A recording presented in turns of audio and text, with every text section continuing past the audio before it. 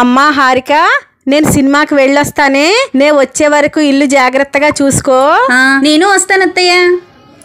ఎందుకమ్మా ఖర్చు దండగా, ఈ లోపు టిఫిన్ చేసి అట్టయి పెట్టు, నేను సినిమా చూసొచ్చి ఎలా ఉందో చెప్తానే. ఎందుకత్తయ్య ఖర్చు దండగా, నేను టిఫిన్ చేసుకుని తినేసి రుచి ఎలా ఉందో మీకు చెప్తానే. బాగుందమ్మా. లేకపోతే నాకు సినిమా చూసొచ్చి స్టోరీ చెప్తారా? బాగా అయ్యింది. అయ్యో అయ్యో, ఏంటి అత్తయ్య గారు ఎలా పడిపోయారు? ఇంకా పాలు పొంగుతున్నట్టున్నాయి, పోయి కట్టేయి.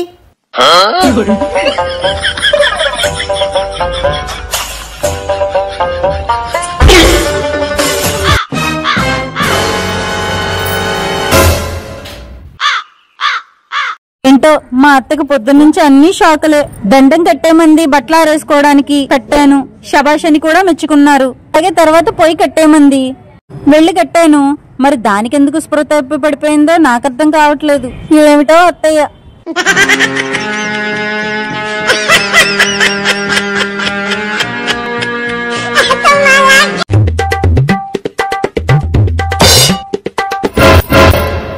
అయ్యో, దండం తెగిపోయింది. హారిక, వస్తున్నాను అత్తయ్య. బట్టలు ఎండ వేసుకుందా ఉంటే దండం తెగిపోయింది. అక్కడ తాడుంటుంది, తెచ్చి కట్టేయి. సరే అత్తయ్య. నా కోడలు ఎంత మంచిదో, బట్టలు ఎండ వేసుకోవడానికి తాడు కట్టమని వెంటనే తాడు కట్టేసింది. హారిక, పాలు పొంగుతున్నట్టున్నాయి, పోయి కట్టేయి. సరే అత్తయ్య. అయ్యో అయ్యో అమ్మా హారిక, వచ్చావా? ఇప్పటికే లేట్ అయిపోయింది, వెళ్ళి టిఫిన్ చెయ్యి. అలాగే అత్తయ్య గారు. మా అత్తయ్య గారికి నేనంటే ఎంత ఇష్టం. ఏదో తేడాగా ఉందండి. అత్తయ్య గారు ఇవాళ ఏం టిఫిన్ చేశారో? అదేంటి టిఫిన్ ఏం లేదేంటి? అదేంటి అత్తయ్య గారు టిఫిన్ చేయమన్నారు, టిఫిన్ ఏం లేదేంటి? టిఫిన్ చేయమంటే తినడం కాదు, వండమని. హారిక, చెప్పండి అత్తయ్య. పాలొచ్చాయి, పాలు పుచ్చుకో. అలాగే అత్తయ్య. పాలు పొయ్యి మీద పెట్టి మంట సిమ్లో పెట్టు. అలాగే అత్తయ్య.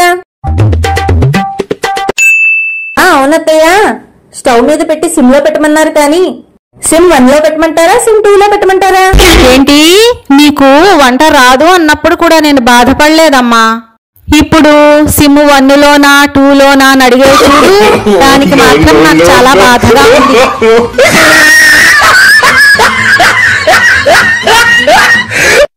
ఇగో కోడల పిల్ల, ఒకసారి ఇలారా. వస్తున్నాను అత్తయ్య. అత్తయ్య అనలేవు, నత్తయ్య గిత్తయ్య అనకపోతే? నేను నత్తయ్య అన్నానా? మడికట్టుకుని కూడా ఉన్నారు, అబద్ధం ఆడకత్తయ్య. ఇప్పుడేమన్నావు? కత్తయ్య అనలేదుటే. ఇదిగో పరమ సాత్వికురాల్ని, నన్నే కత్తయ్య అంటావా? అయ్యో, నా కర్మ కొద్దీ దొరికారు అత్తయ్య మీరు. మళ్ళీ ఇంకో కొత్త కూట. ఇప్పుడు రత్తయ్య అని అన్నావా లేదా? అయ్యో, నా రాత అది సంధి. మీరు సరిగ్గా తెలుగు కూడా చదువుకోలేదు అత్తయ్య. హారిక, గదులు తుడవడం ఆపి ఒకసారి ఇలారా. వస్తున్నాను అత్తయ్య. ఇవాళ ఏ కూర వండుకుందామో చెప్పు, గబగబా చేసేస్తాను. బెండకాయ కూర చేయండి అత్తయ్య.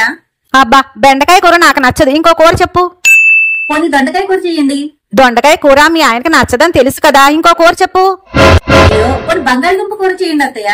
అస్సలు చేయను బంగాళదుంపలు, కాళ్ళు చేతులు పట్టేస్తాయి, అసలే చలికాలం. ఇంకో కూర చెప్పు, చేసుకుందాం. అబ్బా సర్లేండి, ములక్కాడ కూరైనా చెయ్యండి. అమ్మో, ములంకాడ అస్సలు చేయను, ఇంటిల్లిపాదికి వాతం చేసేస్తుంది. ఇంకో కూర చెప్పు, చేసుకుందాం. నేను ఉపవాసం, మీకు నచ్చిన కూర చేసుకుని తినండి. ఉపవాసం ఉంటావా? కూర చెప్పమని అడిగితే అంత పౌరుషం వచ్చిందా? మేము ఈ రోజు పులిహార పరవాన్నం చేసుకు తింటానులే.